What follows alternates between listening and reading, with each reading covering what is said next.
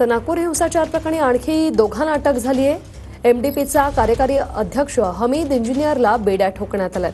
हमीद इंजिनियरवर हिंसाचाराचा कट रचल्याचा आरोप करण्यात आलाय। यूट्यूबर मोहम्मद शहजाद खान यालाही पोलिसांकडून अटक करण्यात आलेली आहे। गजानन उमाटे आमचे प्रतिनिधी आपल्यासोबत फोन लाईनवरून जोडलेले आहेत। गजानन, काय माहिती?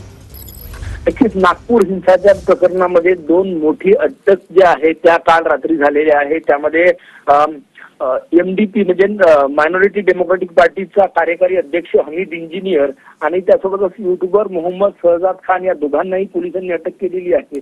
सगळ्यात महत्त्वाचं म्हणजे सोमवारी सायंकाळी ही दंगल घडली आणि सकाळच्या नंतर सोशल मीडियावर जे अकाउंट तयार करण्यात आले होते किंवा व्हिडिओ व्हायरल करण्यात आले होते त्यावरून पोलिसांच्या असं लक्षात आलं की सकाळीच हातभार टसला होता आणि त्या प्रकरणी सायबर पोलिसांनी ही मोठी कारवाई केलेली आहे। व्हिडिओ अनालिसिस आणि चौकशी सुरू होती, त्यातून या दोघांवर गुन्हा दाखल करून हमीद इंजिनियर आणि शहजाद खान याला अटक केलेली आहे आणि आता कोर्टात पेश केलं जाणार आहे आणि पीसीआर मागितला जाणार आहे। आतापर्यंत या संपूर्ण प्रकरणात 105 जणांना अटक करण्यात आलेली आहे।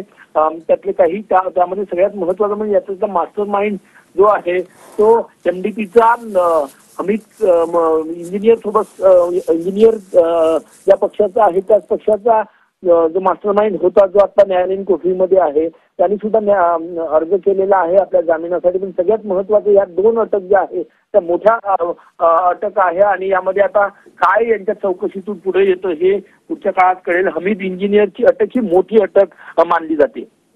धन्यवाद गजानन, तुम्ही दिलेल्या या माहितीसाठी।